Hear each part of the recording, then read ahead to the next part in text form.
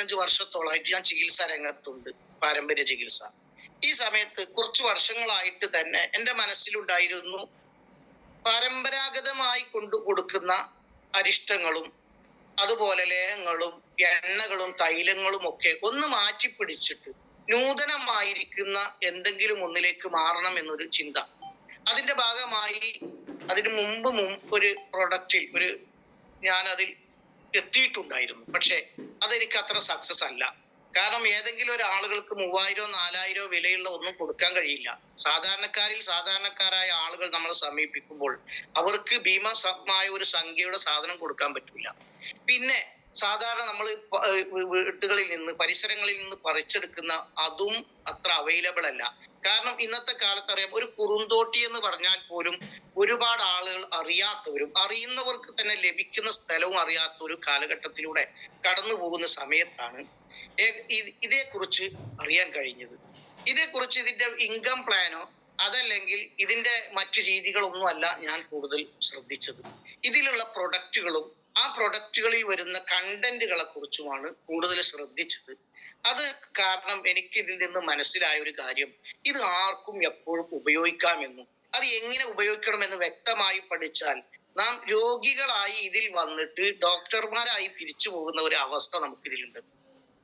എന്ന് പറഞ്ഞാൽ നാം രോഗികൾക്ക് മരുന്ന് കൊടുക്കുന്ന ഒരു ചികിത്സകനായിട്ടല്ല ഉള്ളത്, നല്ല ഫുഡാണ് ഇതിലുള്ളത്. അതാണ് നമ്മൾ ആദ്യം മനസ്സിലാക്കി വെക്കേണ്ടത്. 2 കാര്യം പ്രത്യേകം നാം മനസ്സിലാക്കുക. നാം പ്രൊഡക്റ്റും ഇതുമായി ജനങ്ങളെ സമീപിക്കുമ്പോൾ നമുക്ക് പ്രൊഡക്റ്റ് നോളേജ് അത്യാവശ്യം. കാരണം എന്നാൽ മാത്രമേ നമ്മുടെ കോൺഫിഡൻസ് ലെവലിൽ വർദ്ധിക്കുകയുള്ളൂ. നമുക്ക് ഒരാളോട് ഒരു വിഷയം പറയണമെങ്കിൽ ഇതിൽ ഇന്നാലിന്ന സംഗതി അടങ്ങിയിട്ടുണ്ട്, ഇന്നതൊക്കെയാണ് ഗുണം എന്ന് നമുക്ക് തിരിച്ചറിവുണ്ടെങ്കിൽ മാത്രമാണ് നമ്മുടെ കോൺഫിഡൻസും നാം കൊടുക്കുന്നവർക്ക് അത് ഉയർത്തിക്കൊണ്ടുവരാനും പറ്റുന്ന രൂപത്തിലുള്ളൂ. അതുകൊണ്ട് നാം മനസ്സിലാക്കണം എന്താണ് വെൽനസ്. അതാണ് ആദ്യമായി വെൽനസ് എന്ന് പറഞ്ഞാൽ. ഒരാൾ ചോദിക്കണം, അല്ല എന്താണ് വെൽനസ് എന്ന് ചോദിച്ചാൽ നമ്മളിൽ എത്ര പേർ കൃത്യമായ ഉത്തരം കൊടുക്കാൻ കഴിയും? അത് രോഗം വരുന്നതിന് മുമ്പ് കഴിക്കുന്ന ഭക്ഷണമാണ്, അല്ലെങ്കിൽ മരുന്നാണ്, അല്ലെങ്കിൽ എന്തെങ്കിലുമൊക്കെ പറഞ്ഞ ആളുകളിൽ നിന്ന് പോകുന്നതിന് മുമ്പ് അവർക്ക് കൃത്യമായ ഒരു മറുപടി കൊടുക്കാൻ കഴിയണം. എന്താണ് വെൽനസ്? നോട്ട് ചെയ്യുന്നവർക്ക് എഴുതി വെക്കാം. ഭാവിയിൽ ജീവൻ അപകടപ്പെടുത്തുന്ന രോഗങ്ങളിലേക്ക് നയിക്കുന്ന ആ അപകട സാധ്യതകളെ നാം മനസ്സിലാക്കുകയും അതിനെതിരെ പ്രവർത്തിക്കുകയും ചെയ്യുക. ഒന്നുകൂടി റിപ്പീറ്റ് ചെയ്യാം. ഭാവിയിൽ ജീവനക അപകടപ്പെടുത്തുന്ന രോഗങ്ങളിലേക്ക് നയിക്കുന്ന എന്തെല്ലാം ഘടകങ്ങളുണ്ടോ അതേ തിരിച്ചറിഞ്ഞ് അതിന് പ്രതിരോധമായി നാം പ്രവർത്തിക്കുന്നതിനാണ് ഒരു കേവലാർത്ഥത്തിൽ വെൽനസ് എന്ന് പറയുന്നത്. ഈ വെൽനസിന്റെ ഗുണം എന്താണ് എന്ന് നാം മനസ്സിലാക്കണം. ഒന്നാമത്തേത്, വെൽനസിന്റെ ഒരു ഗുണമായെന്ന് ഏറ്റവും ഗുഡ് ഫുഡാണ്, നല്ല ഭക്ഷണം. ഇന്നത്തെ അന്തരീക്ഷത്തിൽ നിന്ന് നാം കടകളിൽ നിന്ന് വാങ്ങുന്നത്, നാം എവിടെ നിന്ന് സമ്പാദിക്കുന്ന ഭക്ഷണമാണെങ്കിലും അത് ഗുഡ് ഫുഡ് എന്ന് പറയാൻ പറ്റില്ല. വിഷങ്ങളും അതുപോലെ തന്നെ അസംസ്കൃത വസ്തുക്കളെ കൊണ്ട് നിറഞ്ഞിരിക്കുന്ന ഭക്ഷണമാണ് നമുക്ക് ലഭിച്ചുകൊണ്ടിരിക്കുന്നത്. അതുകൊണ്ട് തന്നെ ഗുഡ് ഫുഡ് എന്നതാണ് ബെനിഫിറ്റ്സ് ഓഫ് വെൽനസിന്റെ ഏറ്റവും വലിയ നല്ല ഒരു ബെനിഫിറ്റായി, ഒരു ഗുണമായി നമുക്ക് മനസ്സിലാക്കാൻ പറ്റും. പിന്നെ ഫിസിക്കൽ ഫിറ്റ്നസ് ആണ്, നമ്മുടെ ശാരീരിക ക്ഷമതയാണ് ഉണ്ടാകുന്നത്. രണ്ടാമതായി നമ്മുടെ ശാരീരിക ക്ഷമത. ഇന്ന് ഭക്ഷണം കഴിച്ചാലാണ് കൂടുതൽ ക്ഷീണം വരുന്നത്, ഭക്ഷണം കഴിച്ചാലാണ് പ്രയാസം വരുന്നത്, ഭക്ഷണം കിട്ടിയാലാണ് നമുക്ക് അസ്വസ്ഥത കൂടുന്നത്. ആ അവസ്ഥയിലേക്ക് എത്തിപ്പെടുമ്പോൾ നമുക്ക് ശാരീരിക ക്ഷമതക്ക് ഏറ്റവും നല്ല വെൽനസിന്റെ ഉപയോഗമാണ്. വേറെ എന്താണ്? ഗുഡ് സ്ലീപ്പ്, നന്നായി ഉറങ്ങാൻ കഴിയുക എന്നതാണ്. നമുക്കൊന്ന് ആലോചിച്ച് നോക്കുക, ഇന്ന് എത്ര പേർക്ക് മനസ്സമാധാനത്തോടു കൂടിയോ അല്ലെങ്കിൽ ശാരീരിക ഗുണത്തോടു കൂടിയോ ഉറങ്ങാൻ കഴിയുന്നില്ല. അതുകൊണ്ട് തന്നെ നല്ല ഉറക്കം ലഭിക്കും. അതാണ് വെൽനസിന്റെ ഒരു ഗുണമുള്ളത്. മറ്റൊന്ന്, നോ സ്ട്രെസ്സുകൾ വരുന്നില്ല. സ്ട്രെസ് കുറക്കാൻ കഴിയുന്നു. ഇന്ന് ജീവിതത്തിൽ സ്ട്രെസ് ഇല്ലാത്തവരില്ല. അത് ഏതായാലും ഇന്നത്തെ 5 സ്ട്രെസ് നമുക്ക് ഉൾപ്പെടുത്താം. സ്ട്രെസ് ഇല്ലാത്ത ജീവിതമില്ല. ഏതെങ്കിലും സാമ്പത്തികമായോ അല്ലെങ്കിൽ സാമൂഹികമായിട്ടോ നമ്മുടെ കുടുംബപരമായിട്ടോ ഏതെങ്കിലും ഒരു വിഷയവുമായി ബന്ധപ്പെട്ട് സ്ട്രെസ് കൂടുതൽ അനുഭവിക്കുന്നവരാണ് നാം. ഇങ്ങനെ വരുമ്പോൾ ഉണ്ടാകുന്ന മറ്റൊരു വലിയ പ്രധാനപ്പെട്ട ഗുണമാണ് നോ ഡോക്ടേഴ്സ് വിസിറ്റ്. നമുക്ക് ഡോക്ടർമാരെ കാണേണ്ടി വരില്ല. ഇന്ന് നാം എല്ലാവരോടും ഒന്ന് അന്വേഷിക്കുക, ഇതിൽ 1 വർഷമോ 2 വർഷമോ ആയി പ്രവർത്തിക്കുന്നവരോട് 2 വർഷം ഉദാഹരണമായി എടുത്താൽ ഈ 2 വർഷവും അതിന് മുമ്പുള്ള 2 വർഷവും ഒരു പക്ഷേ 10ഓ 20ഓ പ്രാവശ്യം ഡോക്ടറെ അടുത്ത് പോയിട്ടുണ്ടെങ്കിൽ 1.5 വർഷമായിട്ട് അല്ലെങ്കിൽ 2 വർഷമായിട്ട് ഇന്ന് വരെ ഞാൻ ഡോക്ടറേറ്റ് അടുക്കൽ പോയിട്ടില്ല, എനിക്കതിന്റെ ആവശ്യം വന്നിട്ടില്ല എന്ന് പറയുന്ന ധാരാളം ആളുകളെ വെൽനസ് രംഗത്ത് പ്രവർത്തിക്കുന്നവരെ നമുക്ക് കണ്ടെത്താൻ കഴിയും. അതെന്തുകൊണ്ടാ? ഇത് ഉപയോഗിക്കുന്നത് വെറും കച്ചവടം മാത്രമല്ല, നമ്മുടെ പ്രൊഡക്റ്റുകൾ ആദ്യമായി ഉപയോഗിക്കേണ്ടത് നാം തന്നെയാണ്. നമുക്കാണ് അതിന്റെ ബെനിഫിറ്റ് കിട്ടേണ്ടത്. അത് നമുക്ക് ഗുണമാണെന്ന് കണ്ടാൽ മറ്റുള്ളവർക്ക് അത് പകർന്നു കൊടുക്കുക എന്നതാണ് നാം ചെയ്യുന്നത്. കേവലം ഒരു ബിസിനസ് മാത്രമല്ല, വലിയ ചാരിറ്റിയാണ്, വലിയ സാമൂഹിക സാന്ത്വന പ്രവർത്തനങ്ങളാണ് നാം ചെയ്തുകൊണ്ടിരിക്കുന്നത് എന്ന് നമുക്ക് മനസ്സിലാക്കാൻ പറ്റണം. അതുകൊണ്ട് തന്നെ മാത്രമല്ല, നമ്മുടെ രോഗം മാറുന്നത് യഥാർത്ഥത്തിൽ എല്ലാത്തിനും മരുന്ന് കഴിച്ചിട്ടല്ല. നാം നിത്യജീവിതത്തിൽ പുറത്തിറങ്ങുമ്പോൾ, നാം റോട്ടിലിറങ്ങുമ്പോൾ, പൊതുസ്ഥലങ്ങളിലേക്ക് ഇറങ്ങുമ്പോൾ ലക്ഷക്കണക്കിന് അണുക്കൾ നമ്മുടെ ശരീരത്തിന്റെ ഉള്ളിലേക്ക് കിടക്കുന്നുണ്ട്. ആ ശരീരത്തിൽ കടന്നുകൊണ്ട് ആ ശരീരത്തിൽ വെച്ച് തന്നെ അത് നശിപ്പിച്ച് നമ്മുടെ ബോഡി സംരക്ഷപ്പെടുത്തുന്ന വലിയൊരു പ്രകൃതിദത്തമായ ഒരു പ്രൊട്ടക്ഷൻ നമുക്കുണ്ട്. അതാണ് നമ്മുടെ ഇമ്മ്യൂണി സിസ്റ്റം എന്ന് പറയുന്നത്, നമ്മുടെ പ്രതിരോധ വ്യവസ്ഥ. ഈ പ്രതിരോധ വ്യവസ്ഥ ഇന്ന് തകരാറിലാകുന്ന ഘടകങ്ങൾ നാം ഇന്ന് കണ്ടുകൊണ്ടിരിക്കുക. നമ്മുടെ പ്രതിരോധ വ്യവസ്ഥ തകരാറിലാകുന്ന പ്രശ്നങ്ങൾ കൊണ്ടാണ് നമുക്ക് ഈ രോഗങ്ങളും പ്രശ്നങ്ങളും ഒക്കെ വരുന്നത്. അതിൽ വളരെ പ്രധാനപ്പെട്ട ഏതാനും ചിലത് നമുക്കിവിടെ പറയാം. ഒന്നാമത്തേത് ശ്രദ്ധിക്കേണ്ട ഇന്നത്തെ ഫുഡാണ്. എന്താണ്? ഇന്ന് കാണുന്ന ഹോട്ടലിലേക്ക് കളർ ചേർത്ത, മായം ചേർത്ത ഇങ്ങനെയുള്ള ഈ ഫുഡ് കഴിക്കുന്നത് മൂലമാണ് ഒന്നാമത് പ്രതിരോധ ശേഷി നഷ്ടപ്പെട്ടുകൊണ്ടിരിക്കുന്നതിന് പ്രധാനമായ കാരണം. മറ്റൊന്ന് ക്രോണിക് സ്ട്രെസ് ആണ്, അഥവാ വിട്ടുമാറാത്ത സമ്മർദ്ദം. ഒരു മനുഷ്യനെ നേരം വെളുത്തത് മുതൽ വൈകുന്നേരമാകുന്ന ജോലിയുള്ളവർക്കും ഇല്ലാത്തവർക്കും കുടുംബത്തിലുള്ള നമ്മുടെ അമ്മമാർക്ക്, നമ്മുടെ ഭാര്യമാർക്ക്, സഹോദരിമാർക്ക് എന്നല്ല, എല്ലാവരും വലിയ സമ്മർദ്ദം കൊണ്ടാണ്, സമ്മർദ്ദത്തിന് അടിമപ്പെട്ടുകൊണ്ടാണ് ഇന്നത്തെ ജീവിതം. അതും നമ്മുടെ പ്രതിരോധ വ്യവസ്ഥയെ, നമ്മുടെ ഇമ്മ്യൂണി സിസ്റ്റം, നമ്മുടെ ശരീരത്തെ തകരാറിലാക്കുന്ന ഒന്നാണെന്ന് മനസ്സിലാക്കണം. മറ്റൊന്നാണ് വലിയ പ്രധാനപ്പെട്ട് നാം ശ്രദ്ധിക്കാതെ പോകുന്നത്, നമ്മുടെ പ്രതിരോധ ശേഷി നഷ്ടപ്പെടുന്നതിൽ വളരെ പങ്കുവഹിക്കുന്ന ഒന്നാണ് മരുന്നുകളുടെ അമിത ഉപയോഗം. മരുന്നുകൾ അമിതമായി ഉപയോഗിക്കുക എന്നതാണ് വളരെ പ്രധാനപ്പെട്ട ഒരു കാര്യമാണ്. ഇന്ന് ഏതെങ്കിലും ഒരു നിത്യരോഗികൾക്ക് ഡോക്ടേഴ്സ് അമിതമായി മരുന്ന് കൊടുക്കുമ്പോൾ അതിന്റെ അനന്തരഫലം അവർ ഒന്നാമത്തെ നാം ഒരിക്കലും തന്നെ നിർത്തരുത് എന്ന് പറഞ്ഞുകൊണ്ടാണ് ഡോക്ടേഴ്സ് മരുന്ന് കൊടുക്കുന്നത്. ഇത് സ്ഥിരമായി കഴിക്കണം, ഇത് നിർത്തരുത്. ഇങ്ങനെ നിർത്താൻ പറ്റാത്ത ഒരു മരുന്ന് എന്തിനാ കഴിക്കുന്നത്? നിർത്തണ്ട എന്ന് പറയാം, അല്ലെങ്കിൽ 1 മാസം കഴിച്ചത് നിർത്തിയേക്കണം എന്നല്ല പറയുന്നത്. അതുകൊണ്ട് തന്നെ അമിതമായ ഈ മരുന്നുകൾ ഉപയോഗിക്കുന്നത് അത് നമ്മുടെ പ്രതിരോധ വ്യവസ്ഥയെ തകരാറിലാക്കും. പിന്നെ വളരെ പ്രധാനപ്പെട്ടതാണ് മദ്യപാനവും പുകവലിയും. അത് പറയേണ്ട ആവശ്യമില്ല, ആർക്കും വിശദീകരിച്ചു കൊടുക്കേണ്ട ആവശ്യമൊന്നുമില്ല. അതാണ് പ്രതിരോധ വ്യവസ്ഥയെ തകരാറിലാക്കുന്ന ഒരു സിസ്റ്റം. എന്നാൽ വേറെ ഒന്ന് മലിനമായ അന്തരീക്ഷം. മലിനമായ അന്തരീക്ഷം നമ്മുടെ പുറത്തിറങ്ങിയാൽ ഇവിടുത്തെ പൊല്യൂഷനും ഇവിടുത്തെ പുകയും കരിയും ഒക്കെ എന്ന് വേണ്ട പലതും നമ്മുടെ അന്തരീക്ഷം മലിനമാകുമ്പോൾ അത് പ്രതിരോധ വ്യവസ്ഥ നഷ്ടപ്പെടും. വേറൊന്ന് അപര്യാപ്തമായ ഉറക്കം. ഒരു വ്യക്തതയില്ലാതെ തോന്നുമ്പോൾ ഉറങ്ങുക, തോന്നുമ്പോൾ എഴുന്നേൽക്കുക, ഒരു പക്ഷെ തീരെ ഉറങ്ങാതിരിക്കുക, അല്ലെങ്കിൽ ധാരാളമായി ഉറങ്ങുക എന്ന് പോലെ ഒരു കൃത്യതയില്ലാത്ത ഉറക്കം നമ്മുടെ ശരീരത്തിന്റെ പ്രതിരോധ ശേഷി നഷ്ടപ്പെടുത്തും. ഏറ്റവും നല്ലത് നേരത്തെ ഉറങ്ങുകയും നേരത്തെ എഴുന്നേൽക്കുകയും ചെയ്യുക. നാം ഇപ്പോൾ തന്നെ പ്രാക്ടിക്കലാക്കി നമ്മൾ ഇപ്പൊ ഈ ക്ലാസ്സിന് വേണ്ടിയിട്ടാണെങ്കിൽ പോലും എത്ര ആളുകൾ 6 മണിക്കും 5:30 മണിക്കും 5 മണിക്കും എഴുന്നേറ്റ് അവരുടെ കൃത്യങ്ങളൊക്കെ കഴിഞ്ഞ് ഇതിനു വേണ്ടി നല്ല കാലിയായ മനസ്സോടുകൂടി, നല്ല ശുദ്ധമായ മനസ്സോടുകൂടി ഈ പ്രഭാതത്തിൽ അറിവുകൾ സമ്പാദിച്ചിരിക്കുന്ന ആ ഒരു എനർജി ഒരിക്കലും 8 മണി വരെയോ 10 മണി വരെയോ കിടന്നുറങ്ങുന്ന ആളുകൾക്ക് കിട്ടണം എന്നില്ല. അതുകൊണ്ട് നല്ല വ്യക്തമായ കൃത്യമായ ഉറക്ക് എന്നത് നമ്മുടെ ശരീര പ്രതിരോധ ശേഷിയെ കൂട്ടുകയും അതില്ലാത്തത് പ്രതിരോധ ശേഷിയെ നഷ്ടപ്പെടുത്തുകയും ചെയ്യും.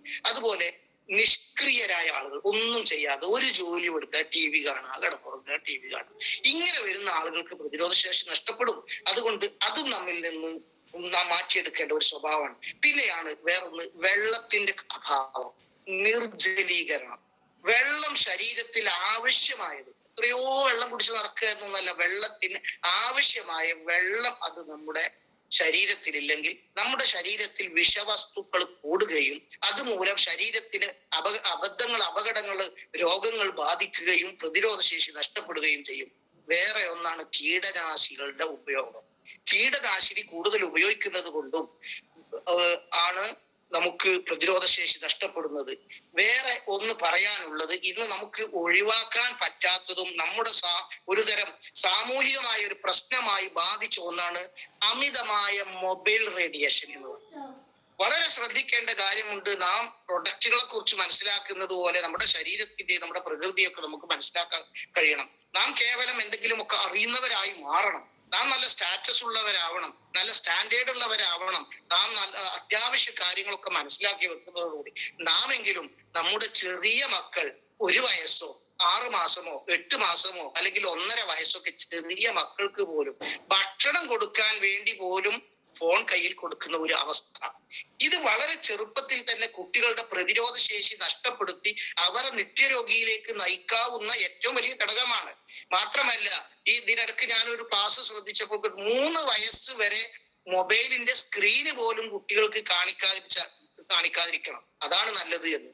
നമ്മുടെ വീട്ടിൽ തന്നെ, വേറെ എവിടെയും പോകണ്ട, നമ്മുടെ വീട്ടിൽ തന്നെ പരീക്ഷിച്ചാലറിയാം എത്ര പേരുണ്ട് അങ്ങനെ. അതുകൊണ്ട് നാം മൊബൈൽ റേഡിയേഷൻ ഒന്ന് കുറക്കാൻ വേണ്ടി നാം തന്നെ നമ്മുടെ വീട്ടിൽ നിന്ന് തുടങ്ങണം. ചെറിയ മക്കൾക്ക് ഒരിക്കലും തന്നെ അനുവദിച്ചു കൊടുക്കാൻ പറ്റുന്ന ഒന്നല്ല ഇത്. ഇങ്ങനെയൊക്കെയുള്ള വിഷയങ്ങൾ. ഇനി ഞാൻ ഒരു കാര്യം കൂടി, ഈ കാര്യങ്ങളൊക്കെ നമുക്ക് തടുക്കാൻ കഴിയില്ല. നമുക്ക് മൊബൈൽ റേഡിയേഷൻ തടുക്കാൻ കഴിയില്ല, അന്തരീക്ഷത്തിലെ മലിനമായത് തടുക്കാൻ കഴിയില്ല, ഭക്ഷണത്തിൽ വരുന്നതിനെ തടുക്കാൻ കഴിയില്ല, ഒരു നിലക്കും നമുക്കൊന്നും തടുക്കാൻ കഴിയില്ല. ഇങ്ങനെ പ്രതിരോധ ശേഷി നഷ്ടപ്പെടുത്തുകയും ചെയ്യും. ഇതിന് എതിരെ പ്രവർത്തിക്കുന്ന ഉൽപ്പന്നങ്ങളാണ് നമ്മുടെ കയ്യിലുള്ളത്. അങ്ങനെ പല ഉൽപ്പന്നങ്ങളും കൊടുക്കുന്നതിൽ വളരെ പ്രധാനപ്പെട്ട ഒന്നാണ് നേരത്തെ പറഞ്ഞതുപോലെ ഫൈസ്ട്രസ്. ഈ ഫൈസ്ട്രസ് എന്താണ് ഉണ്ടാകുന്നത്? നമ്മുടെ ജീവിതത്തിൽ ഏറ്റവും വലിയ സമ്മർദ്ദം. ഫൈസ്ട്രസ് എന്ന സ്ട്രെസ്സിനെതിരെ പ്രവർത്തിക്കുക, സമ്മർദ്ദത്തിനെതിരെ പ്രവർത്തിക്കുക, മാനസികമായ വിഷമങ്ങൾക്കെതിരെ പ്രവർത്തിക്കുക. എന്താണ്? നമുക്കൊരു പക്ഷെ ഒരുപാട് കടബാധ്യത ഉണ്ടാവും. ഫൈസ്ട്രസ് കുടിച്ചുകൊണ്ട് കടം വിടുവോ? നമ്മുടെ വീട്ടിലൊരു പ്രശ്നം ഉണ്ടാവും, ഫൈസ്ട്രസ് കുടിച്ചുകൊണ്ട് ആ പ്രശ്നം തീരുവോ? നമ്മുടെ മക്കളെ പ്രശ്നം ഉണ്ടാവും, പാരന്റിങ്, പല പ്രശ്നങ്ങളും, എന്തെല്ലാം കാരണങ്ങളെ കൊണ്ടാണ് നമുക്കുണ്ടാവുക. നമുക്കതൊന്ന് നോക്കാം. എന്താണ്? സമ്മർദ്ദത്തിന്റെ പ്രധാനപ്പെട്ട ഒരു കാരണം, ഏറ്റവും വലിയ കാരണം പണമാണ്. സാമ്പത്തിക പ്രയാസമാണ്. നമുക്കൊരു രോഗം വന്നാൽ സാമ്പത്തിക പ്രയാസം വേണം. അത് സാമ്പത്തിക പ്രയാസം കാരണം അതിനൊന്നും നിവൃത്തിയില്ല. രോഗം വന്നാൽ ചികിത്സിക്കണമെങ്കിൽ സമ്പത്ത് വേണം, മറ്റൊരാളെ സന്തോഷിപ്പിക്കണമെങ്കിൽ വേണം, കുടുംബം നല്ല നിലക്ക് കൊണ്ടുപോകണമെങ്കിൽ പണം വേണം. അതുകൊണ്ട് പണം എന്നത് പറയുന്നത് സ്ട്രെസ്സിന്റെ ഒരു പ്രധാനമായി കാരണമായി കാണുന്നു. അതുപോലെയാണ് നല്ല ഹെൽത്ത് വേണം. നമ്മുടെ ആരോഗ്യമൊക്കെ ക്ഷയിച്ച് ഒരു മൂലക്കാകുന്ന സമയം അല്ലെങ്കിൽ രോഗാവസ്ഥ വന്നാൽ നമുക്ക് സ്ട്രെസ് വരും. അതുകൊണ്ട് ഈ ഫൈസ്ട്രസ് എന്ന് പറഞ്ഞ സ്ട്രെസ് ഉണ്ടോ ഇല്ലേ, അതിന് എന്തൊക്കെ കാരണം, അത് നിവാരണം ചെയ്യണം. അങ്ങനെ നിവാരണം ചെയ്യാൻ പറ്റാത്ത വിഷയങ്ങൾ വരുമ്പോൾ എങ്ങനെയാണ് ഫൈസ്ട്രസ് നമുക്കത് നമ്മുടെ ശരീരത്തിൽ സ്വാധീനം ചെലുത്തുന്നത്? അതുകൊണ്ട് പിന്നെ മറ്റൊന്നാണ് സ്ട്രെസ് വരുന്നത് റിലേഷൻഷിപ്പ്. നമ്മുടെ ബന്ധങ്ങൾ, മക്കളായാലും കുടുംബങ്ങളായാലും ബന്ധങ്ങളിലായുള്ള പ്രശ്നം പ്രയാസം കാരണം നമുക്ക് സ്ട്രെസ്സാണ്. നമുക്കറിയാം, നമുക്ക് വേണ്ടപ്പെട്ട നമ്മുടെ ബന്ധത്തിൽപ്പെട്ടവരുമായി നാം കലഹിക്കുകയോ അല്ലെങ്കിൽ മറ്റെന്തെങ്കിലും ഇടപാടുകൾ ഉണ്ടാവുകയോ ചെയ്തതുകൊണ്ട് നാം ഒരിക്കലും പ്രതീക്ഷിക്കാത്ത പ്രതികരണം വരുമ്പോൾ ഉണ്ടാകുന്ന പ്രയാസം നമുക്ക് എത്ര വലുതാണ്. അതിന് നാം എങ്ങനെ തരണം ചെയ്യും? അതിന് സമ്പത്ത് കൊണ്ടോ മറ്റെന്തെങ്കിലും കൊണ്ടോ? നാം വിചാരിക്കാത്ത, നാം കരുതാത്ത കാര്യങ്ങളാണ് ഒരു പക്ഷെ അവരിൽ നിന്ന് കേൾക്കുക. ആ സമയവും നമുക്ക് സ്ട്രെസ് വരും. പിന്നെ ഉറക്ക്, ധാരാളം ഉറങ്ങിയാൽ മാനസികമായ പിരിമുറുക്കം, സ്ട്രെസ്സുകൾ വരും. അതുകൊണ്ട് അതിനൊക്കെ പിന്നെ ദാരിദ്ര്യം, അതുപോലെ ക്ലേശം, നാം രക്ഷിതാവായത് കൊണ്ട് തന്നെ മക്കളുടെ പ്രശ്നം, അതുപോലെ തന്നെ പിന്നെ ജോബ് പ്രഷർ, നമ്മുടെ ജോലി സ്ഥലത്തുള്ള, നമുക്ക് ജോലി ചെയ്യുന്ന ഒന്നുകിൽ നമ്മുടെ സീനിയറിന്റെ പ്രശ്നം, അല്ലെങ്കിൽ നമ്മുടെ ജൂനിയറിന്റെ പ്രശ്നം, അല്ലെങ്കിൽ നമുക്ക് എടുക്കാൻ പറ്റാത്ത ചില പ്രശ്നങ്ങൾ, ഇങ്ങനെ തുടങ്ങി ധാരാളം കാര്യങ്ങളൊക്കെ നമുക്ക് സ്ട്രെസ് ഉണ്ടാവും. അതുകൊണ്ട് ഈ സ്ട്രെസ്സിന് എതിരെ പ്രവർത്തിക്കണം. നാം ഒരിക്കലും എങ്ങനെയാണ് അതിൽ ഫൈസ്ട്രസ് എന്ന് പറഞ്ഞ ക്യാപ്സൂളിൽ നാം ഉദ്ദേശിക്കുന്നത് പോലെയല്ല അത് കഴിക്കുമ്പോൾ ഉണ്ടാകുന്ന സുഖം എന്താണ്?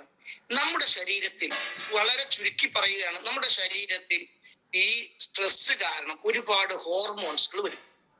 നല്ല ഹോർമോൺസ് ഉണ്ടാവും, മോശമായ ഹോർമോൺസ് ഉണ്ടാവും. നമ്മുടെ ഒരു ഭയം വരുമ്പോൾ നമ്മുടെ തലച്ചോറിൽ നിന്ന് ഹോർമോൺ റിലീസ് ആകുന്നതിന്റെ ഭാഗമായി നമുക്ക് തളർച്ച വരും, ക്ഷീണം വരും, പ്രശ്നം വരും. എന്നതുപോലെ തന്നെയാണ് ഫൈസ്ട്രസിന് അതിലുള്ള ഘടകങ്ങൾ നമ്മുടെ ശരീരത്തെ ബാധിക്കുന്ന ഒരു സ്ട്രെസ്, ഒരു വിഷമം വരുമ്പോൾ ക്ഷീണം വരുന്നു, അവര് പ്രയാസം വരുന്നു. തലച്ചോറിൽ നിന്നുള്ള ആ ഹോർമോൺ റിലീസ് ആകുന്നതോടുകൂടെ ശരീരത്തിലാകെ തളർച്ച വന്നു, വിഷമം വന്ന് അവന് പ്രതിരോധ ശേഷി നഷ്ടപ്പെടുന്നു, അവന് ഉന്മേഷം വരുന്നില്ല. ഇതിനെതിരെ പ്രവർത്തിക്കുന്ന കണ്ടന്റുകളാണ് യഥാർത്ഥത്തിൽ ഫൈസ്ട്രസിൽ ഉള്ളത്. ഫൈസ്ട്രസിലുള്ള ഘടകങ്ങൾ നോക്കുമ്പോൾ അതിനെ റിലീസ് ചെയ്യാൻ, അതിനെ കുറക്കാൻ, ഈ നല്ല ഹോർമോൺ ഈ ഘടകങ്ങൾ ശരീരത്തിലേക്ക് വരുമ്പോൾ ശരീരത്തിൽ രോഗമില്ലാതെയാക്കാൻ, അത് വിഷം തട്ടുന്ന രൂപത്തിൽ അല്ലാതെയാക്കാൻ പറ്റുന്ന ഘടകങ്ങളാണ് നമ്മുടെ ഫൈസ്ട്രസ് എന്ന് പറയുന്ന ഉൽപ്പന്നങ്ങളിൽ ഉള്ളത്. ഏതൊക്കെയാണ് അതിൽ ഫൈസ്ട്രസിൽ വന്നിട്ടുള്ളത് എന്ന് നമുക്ക് സാധാരണ ഗതിയിൽ അറിയുന്നതാണ്. എന്നാൽ തന്നെ അതിലൊരു പിപ്പല്ലി, അതുപോലെ ചിറ്റാമൃത്, അശ്വഗന്ധ, തുളസി പോലെയുള്ള ഈ വസ്തുക്കൾ നമ്മുടെ സ്ട്രെസ് കുറക്കാൻ നല്ല ഒരു കാരണമാണ്. എന്നാൽ എന്താണ് പ്രതിരോധ ശേഷി കൂട്ടാൻ പറ്റുന്ന ഏറ്റവും ഒന്നാണ് ചിറ്റാമൃത്. ചിറ്റാമൃത് ഇതെങ്ങനെ മനസ്സിലാക്കുക, എന്താണ് ചിറ്റാമൃത് മനസ്സിലാക്കാൻ ഇന്നത്തെ കാലത്ത് ഒരു പ്രയാസമില്ല. നിങ്ങൾ എല്ലാവരും യൂട്യൂബ് എടുത്തൊന്ന് സെർച്ച് ചെയ്തിട്ട് ചിറ്റാമൃത് എടുത്താൽ തന്നെ അമൃതും ചിറ്റാമൃതും അതിന് പറയപ്പെടുന്ന ഒരുപാട് പേരുകളൊക്കെ നമുക്ക് മനസ്സിലാക്കാൻ പാടും. വിവിധ തരത്തിലുള്ള പേരുകൾ, ഗുളിച്ചി, അതുപോലെ ഒരുപാട് പേരുകൾ അതിനുണ്ട്. ഇങ്ങനെ തുടങ്ങി വ്യത്യസ്തമായ പേരുകളൊക്കെ നമുക്ക് അതിൽ നിന്നും. അത് എന്താണ് അതിന്റെ ഒരു ധർമ്മം എന്ന് പറഞ്ഞാൽ അത് പ്രതിരോധ ശേഷി വർദ്ധിപ്പിക്കും. അപ്പൊ നമുക്ക് എത്ര പ്രശ്നം, ടെൻഷൻ ശരീരത്തിൽ വന്നാലും നമ്മുടെ ശരീരത്തിന് അതൊക്കെ ഒഴിവാക്കാൻ കഴിയുന്ന ഒരു ഹോർമോൺ റിലീസ് ചെയ്യാൻ അതിന് സാധിക്കും. അതല്ലാതെ നമ്മുടെ കടം വിടുമോ, ക്യാപ്സൂൾ കുടിച്ചതുകൊണ്ട് നമ്മുടെ സാമ്പത്തിക പ്രശ്നം വിടുമോ? ഇല്ല. പക്ഷേ ആ സമ്മർദ്ദം കാരണം ശരീരത്തിന് ബാധിക്കുന്ന വിഷങ്ങളെ മാറ്റാനുള്ള കഴിവ് ഇതിനുണ്ട്, ഈ ഉൽപ്പന്നത്തിനുണ്ട്. അതുപോലെ തന്നെ അതിൽ കൂടുന്ന ഒന്നാണ് പിപ്പല്ലി എന്നും തിപ്പല്ലി എന്നൊക്കെ പറയുന്ന ഒന്ന്. അതിനും ഇതുപോലെയുള്ള ഒരുപാട് ദഹനം മെച്ചപ്പെടുത്താൻ, അതുപോലെ തന്നെ പ്രതിരോധ ശേഷി കൂട്ടാൻ, ശരീരത്തിന് ഓജസ്സും ഊർജവും കിട്ടാനൊക്കെ സാധിക്കുന്ന ഒന്നാണ്. അതുപോലെ അശ്വഗന്ധം നമുക്ക് മയക്കമില്ലാതെ നല്ല നമ്മുടെ ഒരു ടോളറൻസ് ശക്തി വർദ്ധിപ്പിക്കാൻ, സ്ട്രെസ് കാരണം ആകെ മുഷിഞ്ഞ് വിഷമിച്ചിരിക്കുന്ന ഒരു അന്തരീക്ഷം, പിന്നെ അന്നൊന്നും ചെയ്യാൻ കഴിയില്ല. വീട്ടിൽ ഒരു കുടുംബ പ്രശ്നങ്ങളോ ഒരു പ്രയാസം രാവിലെ തന്നെ നമ്മൾക്ക് ഉണ്ടായാൽ അന്ന് നമുക്ക് ഒന്നും ചെയ്യാൻ കഴിയില്ല. എന്താ, നമ്മുടെ ആ ഒരു ശക്തി പോയി. ഇതിനെതിരെ അമുക്കുരം വേറെയും കുറെ ഗുണങ്ങളുണ്ട്. അമുക്കുരം കൊണ്ട് സാധിക്കും. ഇതൊക്കെയാണ് അതിൽ. തുളസി, നമ്മുടെ ആ മയക്കങ്ങൾ, ഉറക്കങ്ങൾ, ക്ഷീണങ്ങളൊക്കെ അകറ്റാൻ തുളസി കഴിയും. ഇങ്ങനെ ചില അതിൽപ്പെട്ട അമൃതുകൾ, അതിൽപ്പെട്ടതിനെ നാം മനസ്സിലാക്കിയെടുക്കുമ്പോൾ നമുക്ക് അറിയാം എങ്ങനെയാണ് ഫൈസ്ട്രസ് നമുക്ക് ശരീരത്തിൽ അത് എങ്ങനെ പ്രവർത്തിക്കുന്നു എന്നത്. അതുകൊണ്ട് എല്ലാവരും ആ ഒരു ഉൽപ്പന്നം എല്ലാ രോഗത്തിനോട് കൂടെയും പറ്റും. ചില ആളുകൾ ആർക്കാണ് ഉറക്കമില്ലാത്തതിന്റെ കാരണം നാം കണ്ടെത്തുക. ഒരു പനി വന്നാൽ പോലും സ്ട്രെസ് വരും, കാലിന് വേദന വന്നാൽ സ്ട്രെസ് വരും. സ്ട്രെസ് ഇല്ലാത്തവരില്ല. അതുകൊണ്ട് എല്ലാ ആളുകൾക്കും അതിനെ കൊടുക്കാൻ പറ്റും. ഫൈസ്ട്രസ് ഉറക്കില്ലാത്തവർക്കും അല്ലാത്തവർക്കും ഒക്കെ കൊടുക്കാം. എന്നാൽ നാം ശ്രദ്ധിക്കേണ്ട ചില കാര്യങ്ങളുണ്ട്. അത് ആർക്കൊക്കെ കൊടുക്കാമെന്നും ആർക്കൊക്കെ കൊടുക്കാതിരിക്കാമെന്നും കേവലം നാം അറിയണം. വളരെയധികം വിഷാദം വിട്ട് അതിന്റെ ന്യൂറോളജിക്ക് പ്രോബ്ലം ഒക്കെ വന്നിട്ട് മാനസിക സമ്മർദ്ദം കാരണം തളർന്നു കൊടുക്കുന്നവർക്കൊന്നും ഇത് അതിനെതിരെയുള്ള മരുന്നാണെന്നും പറഞ്ഞാൽ കൊടുക്കേണ്ടതില്ല. അതിന്റെ ആവശ്യമില്ല. നാം ആരോഗ്യമില്ലാത്ത രോഗികളെ തേടി പോവേണ്ടതല്ല വെൽനസ്. ആരോഗ്യമുള്ളവരുടെ ആരോഗ്യം നിലനിർത്താൻ വേണ്ടി നാം പ്രവർത്തിക്കേണ്ട ഒന്നാണ് വെൽനസിന്റെ പ്രൊഡക്റ്റ് ആയിട്ടുള്ള എല്ലാതും. അതുപോലെ തന്നെയാണ് ഇന്ന് വ്യാപകമായി ഏതാനും സമയം കൊണ്ട് ഒരു 3-4 പ്രൊഡക്റ്റുകളെ പറയണമെന്ന് ഉദ്ദേശിച്ചത് കൊണ്ടാണ് എല്ലാ ഭാഗത്തും ടച്ച് ചെയ്തു പോകുന്നത്. അതുകൊണ്ട് ഇന്ന് വ്യാപകമായ മറ്റൊന്നാണ് പനി എന്ന് പറയുന്നത്. ഇതൊക്കെ എടുത്തു പറയാൻ കാരണം ഈ ചികിത്സാ രംഗത്ത് ഞാൻ ഉള്ളത് കൊണ്ടും, അതുപോലെ തന്നെ നമ്മുടെ അസോസിയേറ്റ് ആണെങ്കിലും മറ്റു കൂടെയുള്ളവരാണെങ്കിലും ഒക്കെ അന്വേഷിക്കുന്ന ചില കാരണങ്ങൾ കൊണ്ട് നമുക്ക് ചിലത് തിരിച്ചറിയാതെ പോകുന്നുണ്ട്. അതില്ലാതിരിക്കുക, അതിൽ നിന്ന് വിമുക്തമാക്കുക എന്നതാണ് നമ്മുടെ പ്രൊഡക്റ്റ് ട്രെയിൻ കൊണ്ട് ഉദ്ദേശം. നാം അതിനെക്കുറിച്ച് നല്ല നോളേജ് ഉണ്ടായിരിക്കുക എന്നതാണ്. നാം സാധാരണ ഇന്ന് വ്യാപിച്ചു കൊണ്ടിരിക്കുന്ന ഒന്നാണ് പനി. ഇനി കണ്ണൂർ ജില്ലയിൽ ഇപ്പോ മഴയുണ്ടോ എന്ന് എനിക്കറിയില്ല. എന്നാലും ഇപ്പോ ഇവിടേക്ക് വീണ്ടും ഇന്നലെ 2-3 ദിവസമായിട്ട് നമ്മുടെ നാടുകളിലൊക്കെ മഴ വന്നു. അത് മഴ തുടർന്ന് ഒരു കാലാവസ്ഥ പോലും മാറിയ രൂപത്തിലാണ്. ഇനി 2-3 ദിവസം കൊണ്ട് ഇനി സ്റ്റാർട്ട് ചെയ്യും. എന്ത്? പനി വന്നു, ഇവിടെ പ്രശ്നങ്ങൾ തുടങ്ങി. ഒരു ലെവലിലേക്ക് പോകുന്നതിൽ നിന്ന് മാറി മഴ പോകുമ്പോൾ ഒരു ക്ഷീണം, മഴ വരുമ്പോൾ ഒരു ക്ഷീണം, ഇതൊക്കെ ശരീരത്തിന് വരുന്ന സംഗതിയാണ്. പനി അങ്ങനെ വലിയൊരു പ്രോബ്ലം അല്ലെങ്കിലും നിസ്സാരമായി കാണാൻ പാടില്ല. പല കാരണങ്ങളെ കൊണ്ടും പനി ഉണ്ടാവും. പല കാരണങ്ങളും. അതിൽ ഒന്നാണ് ഇൻഫെക്ഷൻ. എന്തെല്ലാം കാരണങ്ങളെ കൊണ്ടാണ് ഉണ്ടാവുക? ചെറിയത് ഒന്ന് ഇൻഫെക്ഷൻ കാരണം പനി ഉണ്ടാവും. അതുപോലെ തന്നെ വല്ല ഇഞ്ചുറി, പരിക്ക് പറ്റിയാൽ, എന്തെങ്കിലും അപകടത്തിൽ പറ്റിയാൽ, മുറിവ് ഉണ്ടായാൽ, ഒന്ന് വീണുപോയാൽ, അല്ലെങ്കിൽ അങ്ങനെ എന്തെങ്കിലും ഒരു പരിക്ക് സംഭവിച്ചാൽ പോലും ഒരു പക്ഷേ പനി ഉണ്ടാവാൻ സാധിക്കും. അതുപോലെ തന്നെ നമുക്ക് ഇൻഫ്ലമേഷൻ, നീർക്കെട്ട്, വീക്കങ്ങളൊക്കെ വന്നിട്ടുണ്ടെങ്കിൽ അങ്ങനെയും പനിക്ക് സാധ്യതയുണ്ട്. പിന്നെ അമിതാധ്വാനം ഉണ്ടാവുക, ഓവറായിട്ട് കഠിനാധ്വാനം ചെയ്തു വന്നാൽ ഒരു പക്ഷേ നമുക്ക് അതിന്റെ ക്ഷീണം കാരണം പനി ഉണ്ടാവാൻ സാധ്യതയുണ്ട്. പിന്നെ മലേറിയ, ടൈഫോയിഡ്, മഞ്ഞപ്പിത്തം പോലെയുള്ള രോഗങ്ങൾ കാരണവും ഒരു പക്ഷെ പനി ഉണ്ടാവും. ഒരു പക്ഷേ അല്ലാതെ കൂടുതൽ സാധ്യത ഉണ്ട്. അങ്ങനെ പനിയെ നാം തിരിച്ചറിയണം. അതുകൊണ്ട് നമ്മുടെ കയ്യിൽ നല്ല ഒരു മൂല്യമുള്ള, അമൂല്യമായിട്ടുള്ള ഒരു ഉൽപ്പന്നമുണ്ട്, ബിലോ 37. ഈ ബിലോ 37 ചില ആളുകൾ ഓരോ ബോട്ടിൽ കൊടുത്തിട്ട് ഇത് മുഴുവനും കഴിക്കാൻ വേണ്ടി പറയും. അങ്ങനെ ചെയ്യരുത്. കാരണം അതിൽ 60 ക്യാപ്സൂളാണുള്ളത്. 1 വീതം 2 നേരം കഴിക്കാൻ കൊടുത്തിട്ടുണ്ടെങ്കിൽ 1 മാസം കാത്തിരിക്കണോ പനി മാറണോ ഇല്ലെന്നറിയാൻ? അങ്ങനെയല്ല. നാം മനസ്സിലാക്കിയെടുക്കേണ്ട, ഒരാൾക്ക് കേവലം ബിലോ 37 13 ക്യാപ്സൂളേ വേണ്ടു. 1 വീതം 3 നേരം ആദ്യത്തെ 3 ദിവസം, അപ്പൊ 9 ക്യാപ്സൂൾ. പിന്നെയുള്ള 2 ദിവസം 1 വീതം 2 നേരം 4 ക്യാപ്സൂൾ. അങ്ങനെ 13 ക്യാപ്സൂൾ പരമാവധി മതി. അതിന് പുറമെ അതും എങ്ങനെ 2-3 ദിവസം കഴിഞ്ഞിട്ട് പനി കുറയാത്തൊരവസ്ഥയാണെങ്കിൽ നിർബന്ധമായും ഡോക്ടറെ പോയി കാണാൻ പറയാം. നാം അതിനൊന്നും ഒരിക്കലും നമ്മുടെ പ്രൊഡക്റ്റുകൾ കമ്മിയാവോ, നാം അത് മറച്ചു വെക്കണോ എന്നൊന്നും കരുതേണ്ട ആവശ്യമില്ല. അത് നമ്മുടെ വീര്യവും ഊർജവും കൂട്ടുകയേ ഉള്ളൂ.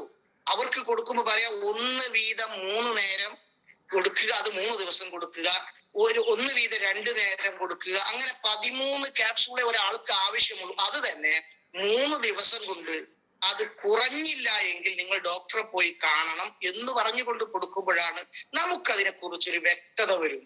മാത്രമല്ല അപകടങ്ങളിലേക്ക് പോവുകയില്ല. അതിന് പുറമെ ഒരു സാധാരണ ലെവലാണെങ്കിൽ ബിലോ 37 ആണ് നമ്മുടെ ശരീരത്തിൽ സാധാരണ ശരീരത്തിന്റെ താപനില എന്ന് പറയുന്നത്. 37.5, 38.3, അതായത് 37.5-നും 38.3-നും ഈ ഇടക്കാണ് നമുക്ക് നമ്മുടെ താപനില വേണ്ടത്. അതിലേറെ കൂടിയാൽ നമുക്ക് പനിയുണ്ടെന്നാണ് അർത്ഥം. അതിനെ കുറക്കാനുള്ള വസ്തുക്കളാണ് നമ്മുടെ കയ്യിലുള്ളത്. അതിനെ കുറക്കാനുള്ള ക്യാപ്സൂളിൽ അടങ്ങിയ കണ്ടന്റുകൾ മനസ്സിലാക്കിയാൽ നമുക്ക് അറിയാൻ പറ്റും, അതിനെ കുറക്കാൻ പറ്റും. അതുകൊണ്ട് ഈ ബിലോ 37 നാം മനസ്സിലാക്കണം. അത് ശരീരത്തിന്റെ താപനിലയിൽ നിന്ന് കൂടിയാൽ 37 എന്ന ലെവലിലേക്ക് നിർത്താൻ വേണ്ടിയിട്ടുള്ള ഒരു അമൂല്യമായ ഔഷധമാണ് നമ്മുടെ കയ്യിലുള്ളത്. അതുകൊണ്ട് തന്നെ നമുക്ക് അതേക്കുറിച്ചും നമുക്ക് മനസ്സിലാക്കണം, അതിലുള്ള കണ്ടന്റുകളൊക്കെ. പിന്നെ അതിൽ വളരെ ശ്രദ്ധിക്കേണ്ട അത് 8 വയസ്സിന് മുകളിലുള്ള ആർക്കും കൊടുക്കാമെന്നാണ് കമ്പനി പറയുന്നത്. അതുകൊണ്ട് 8 വയസ്സിന് മുകളിലുള്ളവർക്കേ കൊടുക്കാവൂ എന്നില്ല. എന്ന് മാത്രമല്ല, ചെറിയ കുട്ടികൾക്കാണെങ്കിൽ അത് പൊട്ടിച്ചിട്ട് തേനിൽ ചേർത്ത് കൊടുക്കാവുന്നതാണ്. ബിലോ 37 അതിൽ വിശദീകരിച്ചതിന്റെ കണ്ടന്റുകളുടെ ഗുണങ്ങളൊന്നും ഞാൻ ഇപ്പൊ വിശദീകരിക്കുന്നില്ല. തേനിൽ ചേർത്തിട്ട് ചെറിയ കുട്ടികൾക്കും കൊടുക്കാം, എല്ലാ പ്രായക്കാർക്കും കൊടുക്കാം. പക്ഷെ 8 വയസ്സിന് മുകളിലുള്ളവർക്കാണ് അത് കമ്പനി നിർദ്ദേശിക്കുന്നതിന്റെ ലക്ഷ്യം. അത് അവർക്ക് കഴിച്ച് അത് താങ്ങാനുള്ള ശേഷി ഉണ്ടാവും. അപ്പൊ നാം ഡോസ് കുറച്ച് എണ്ണം കുറക്കുകയോ, ചെറിയ കുട്ടികൾക്കാണ്, വളരെ ചെറിയ കുട്ടികൾക്കാണെങ്കിൽ പൊട്ടിച്ചിട്ട് അതിന്റെ പകുതി തേനിൽ ചേർത്ത് കൊടുക്കുകയോ ഒക്കെ ചെയ്യുന്നത് കൊണ്ട് യാതൊരു വിരോധവും ഇല്ല, ഒരു സൈഡ് എഫക്റ്റും ഇല്ല. മറ്റൊന്ന്, കുറെ ആളുകൾ ചോദിക്കാറുണ്ട്, ഇത് ഉള്ളിലേക്ക് കഴിക്കാനുള്ളതല്ലേ, കഴിച്ചു കഴിഞ്ഞാൽ വല്ല അപകടം വരുമോ, ഇതിന് സൈഡ് എഫക്റ്റ് വരുമോ എന്നൊക്കെ പറഞ്ഞ് ഒരു പിന്തിരിപ്പൻ നയം കൊണ്ടുവരും. ഇങ്ങനെ കൊണ്ടുവരുമ്പോൾ നാം എങ്കിലും മനസ്സിലാക്കണം, ഇത് ഉള്ളിലേക്ക് കഴിക്കാൻ പറ്റുമോ, മറ്റുള്ളവർക്ക് കൊടുക്കാൻ പറ്റും. എന്താണ് കാരണം? ഈ വസ്തുക്കളൊക്കെ കൈകാര്യം ചെയ്യുന്നത് വൈദ്യത്തെ സംബന്ധിച്ച്, ട്രീറ്റ്മെന്റിനെ സംബന്ധിച്ച്, ചികിത്സാ രീതിയെ സംബന്ധിച്ച് അറിയുന്നവരല്ല എന്നുള്ളത് കമ്പനിക്ക് നല്ല ബോധ്യമുണ്ട്.